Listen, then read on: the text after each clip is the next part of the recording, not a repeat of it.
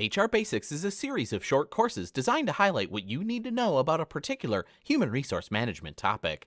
In today's HR Basics, we explore employee safety and health, defining compliance, and unpacking the 4 elements of all good employee safety programs.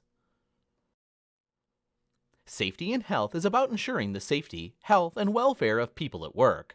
These activities of safety and health include employee safety, security, and workers' compensation. The Occupational Safety and Health Administration, known as OSHA, is the federal agency responsible for protecting the health and safety of workers in the United States. OSHA makes sure that employers follow occupational safety and health regulations and keep the workplace safe. A major responsibility of OSHA is to enforce safety regulations in an effort to reduce injuries and illnesses in the workplace. Enforcement includes creating guidelines and rules, investigating, inspecting, and levying fines.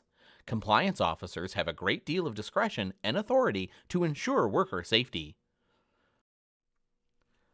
OSHA rules and standards are frequently complicated and technical.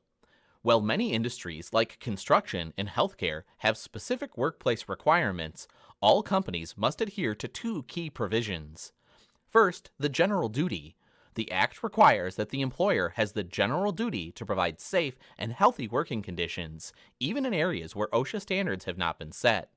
Employers that know or reasonably should know of unsafe or unhealthy conditions can be cited for violating the general duty clause.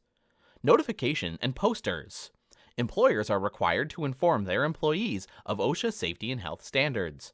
OSHA posters must be displayed in prominent locations in workplaces. What I often label as employee safety and health is a systematic function of human resource management that really involves 3 critical elements, including employee health, employee safety, and employee security. Let's take a look at each. Safety refers to a condition in which the physical well-being of people at work is protected. The main purpose of effective safety programs in organizations is to prevent work-related injuries and accidents. The term health refers to the general state of physical, mental, or emotional well-being of people at work. A healthy person is free from illness, injury, or mental and emotional problems that impair an employee's ability to perform the essential functions of their job. Finally, security ensures employees and organizational facilities are free from harm.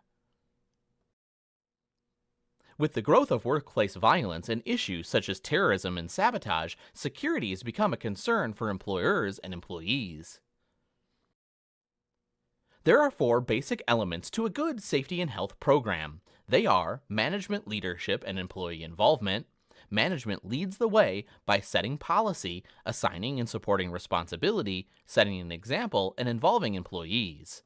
Hazard analysis.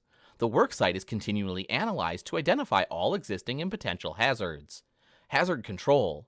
Methods to prevent or control existing or potential hazards are put into place and maintained. And training and education. Managers, supervisors, and employees are trained to understand and deal with worksite hazards. Developing a workplace safety program following these 4 points is a key step in protecting your workers' safety and health. In management leadership and employee involvement, management leads the way by setting policy, managing and supporting responsibility, setting an example, and involving employees. If management is not interested in preventing employee injury and illness, employees will probably not give safety and health much thought either. Management provides the leadership, vision, and resources needed to implement an effective safety and health program.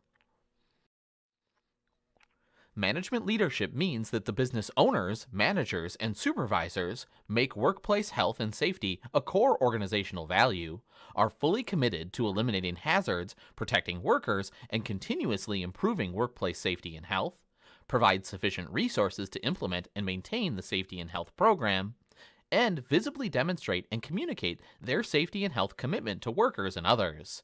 They set an example through their own actions. In hazard analysis, the worksite is continually analyzed to identify all existing and potential hazards. One of the root causes of workplace injuries, illnesses, and incidents is the failure to identify or recognize hazards that are present or could be anticipated. A critical element of any effective safety and health program is proactive, ongoing processes to identify and assess such hazards. Some hazards, such as housekeeping and tripping hazards, can and should be fixed as they're found. Fixing hazards on the spot emphasizes the importance of safety and health and takes advantage of safety leadership opportunity. To identify and assess hazards, employers and workers collect and review information about the hazards present or likely to be present in the workplace, conduct initial and periodic workplace inspections of the workplace to identify new or recurring hazards, investigate injuries, illnesses, incidents, and near misses to determine the underlying hazards, their causes, and safety and health program shortcomings. Group similar incidents to identify trends in injuries, illnesses, and hazards reported. Determine the severity and likelihood of incidents that could result for each hazard identified, and use this information to prioritize corrective action.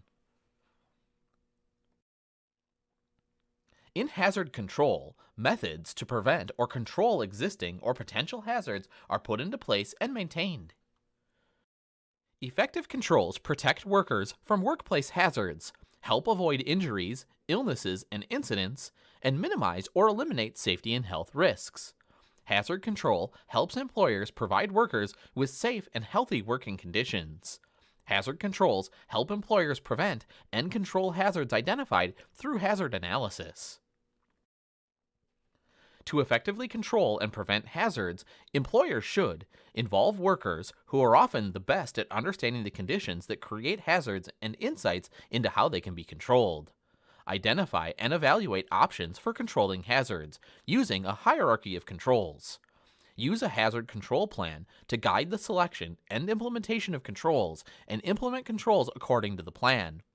Develop plans with measures to protect workers during emergencies and non-routine activities.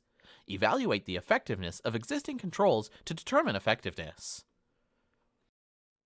With training and education, managers, supervisors, and employees are trained to understand and deal with worksite hazards.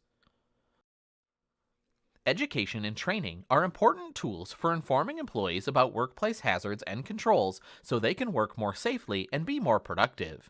Education and training provides workers and managers with greater understanding of safety and health programs.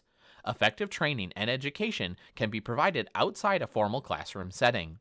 Peer-to-peer training, on-the-job training, and worksite demonstrations can be effective in conveying safety concepts, ensuring understanding of hazards and their controls, and promoting good work practices.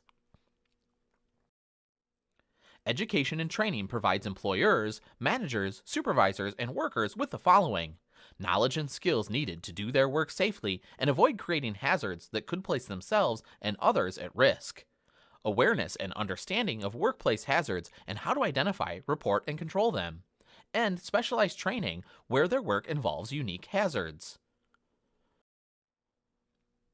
We need to realize that safety, health, and security of employees through proactive management leadership, hazard analysis, and control, as well as education.